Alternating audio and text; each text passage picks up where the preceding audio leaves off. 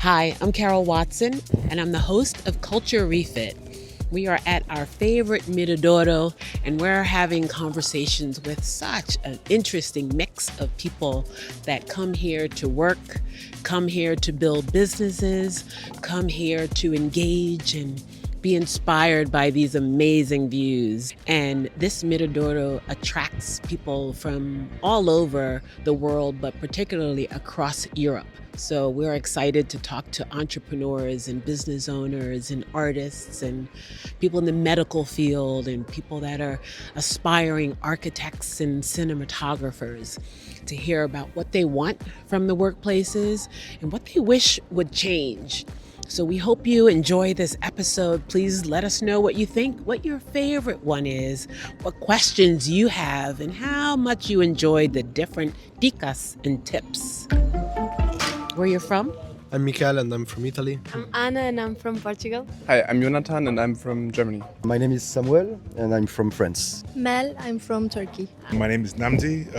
I'm half Welsh, half Nigerian. My name is Lu Valente, and I'm from Brazil. So when you think about all of the different identities, whether it's age, sexual orientation, ability, all of the different things, what's most important to you and why? That should be super secondary in the workplace. Like we should look at each other as more equals and try to understand each other, be very empathetic. First of all, I still have to experience a real working job full time. Most of my time I study architecture, but I'm also a really deep music enjoyer, so I practice music, I study music as well. I think it would be nice to strive for a more horizontal way of structure, like the opportunities are shared, you have shared the equality between all the positions, but you could barely talk about positions if it would be horizontal, because the sharing and the learning path is shared. For me, it's really important to also have fun while doing my work and to like it, because otherwise it doesn't really make What's sense. the point, right? Yeah, exactly. I'm all about the fun and joy, so I totally get it. I never been into a normal job, let's say, so I always been freelance, working for myself. And so what I noticed, it's collaboration and speaking with people is very important, because sometimes you can be a bit alone in this type of work. It's why I'm going quite often to a co-working or a place like this where I can connect with other people. I'm working with my two sisters, so it's a bit... That's interesting. Yes, How is because that going? so much loving and so much disrespect to each other. There's so much about cross-cultural work where you need to really prepare for what the differences are and prepare for return. And it is a process, and often people skip it because they say, oh, we're all just human, we're all the same. But each country, and the more different they are, the more you need to prepare. I used to actually struggle because I remember going from, being in Berlin, and then I would go to Nigeria for a couple of months. And I would come back and I would really almost have a couple of weeks of sort of identity issues where I'd be like, I'm not really sure. Who am I? Yeah. As a Brasileira, what are the values and habits that you exhibit that are different from both Ireland and Portugal? Well, I believe, especially regarding values, is something that you have a lot of resilience, flexibility as well, and the sense of community that is really strong in Brazilian culture. And I can see, even they live in different countries, you carry on these values across our lives. Yeah. We often reference pop culture, the things that we say, oh my goodness, I would love for that person to be my boss. Or, oh, I would hate to work in that workplace. Anything come to mind as your ideal celebrity boss? I would love that Patti Smith would be my boss. Say more. I don't know, I feel she's just an inspiring woman. She has she's so poetical and I think she really cares about. She's an activist also. Like she's super caring, and she has like this poetical view of the world. And I think it will be super nice to. I think she lived so much. Like I don't know. I think she would be like a great example to follow. Mine would be maybe David Byrne from Talking Heads. He's also like really philosophical. He has a really strong and bold point of views. Representing people that you know, that you talk to, what do you hear them say about their work experience that's challenging or that they wish they could change? We all want more equality, and that we don't want hierarchy. We don't want this distinction between the doctor and the nurse and the people that are helping cleaning the place. You know, all the time someone calls me a doctor. I'm like, because that comes the name doctor also comes a lot of times with this thing that people feel like that you have the ultimate truth in your mouth. I don't know, that they should not question you, or that you are like someone superior in a way, or that they know less than you. And I think that shouldn't be the case. Training is something like really important structure as well, to be able to maintain that and be able to leverage them to have a career path that they be able to grow. I feel that it's easy to fill the position somehow, but to maintain them and bring them to like be a manager, have a leadership positions is really difficult. It's a challenge to maintain, because when they be there at the top, has another challenge regarding gender, regarding culture-wise, and to be a leader for these RG groups are really a challenge right nowadays. What do you hear talent saying when you're talking to them, to hire them, to interview, to work with the employee resource groups?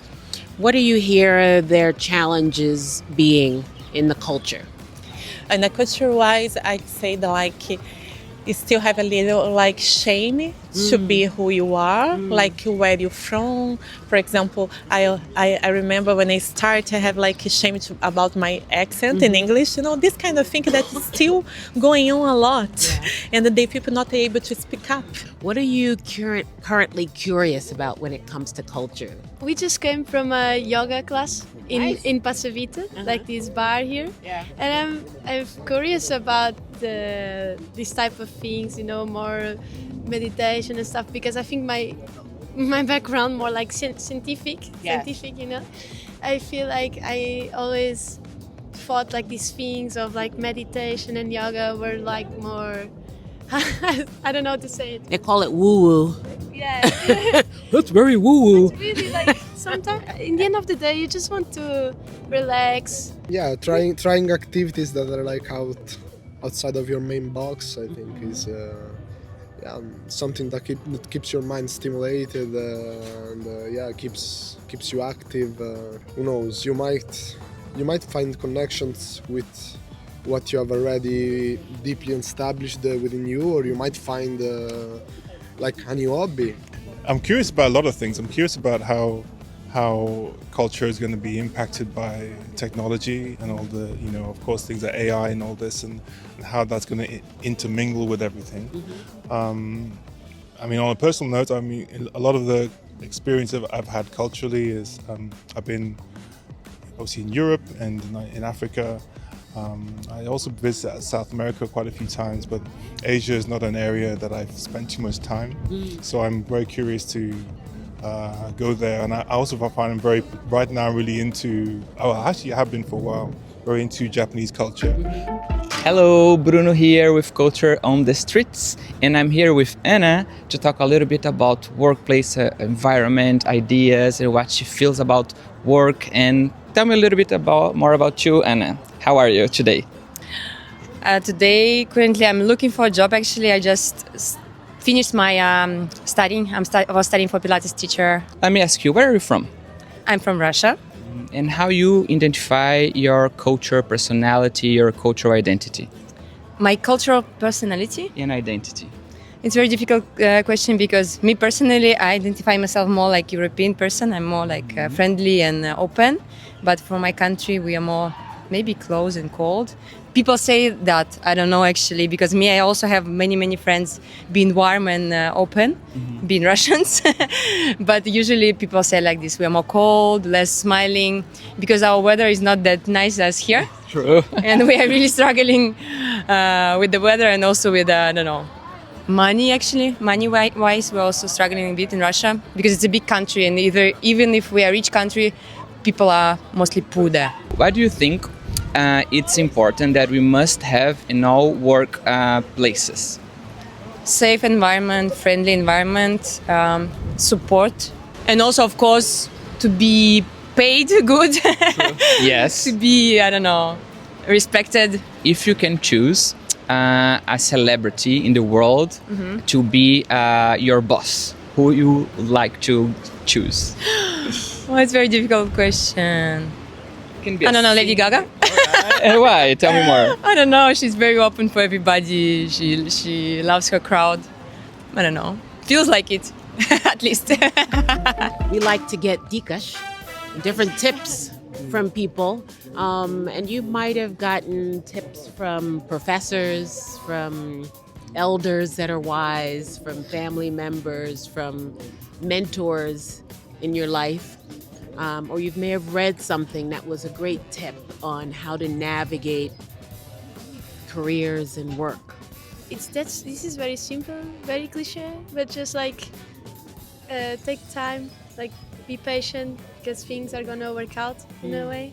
I'd say just to like endure maybe the really bad times that happen to everyone in every context. Yeah, you have to make mistakes. You have to fail. It's inevitable, I think. He said all of it is a gift and an opportunity. For me, generally, the most important thing is to listen more than you speak. There's a saying, you have 2 ears and 1 mouth, and you should use them in that. Generally, to be patient and try not to react too quickly until you've been able to process things. Don't work too much. I think. No, I think especially in what I'm working, you can always work more. You can always do more projects. Every project could be the one project where you learn about this person and they learn about you, and then you get a new connection from everything. And yeah, of course that could be, but I don't know. Working is not everything, and if you just work, then for what do you do it? I hope you enjoyed this episode of Culture on the Street as much as we did. It was a great experience to be able to meet young talent that is entering the workplace and has great aspirations for what their work life is going to be. We also met some people that had their own business and are creating a workplace collaboration across continents, across cultures that is unique to them. They've had some learnings along the way, but they've also realized how important it is to be open. So we hope you enjoyed this episode of Culture Refit. We hope you liked their tips and their dicas, and please leave your comments and share, and join us on the next episode of Culture on the Street. Bye.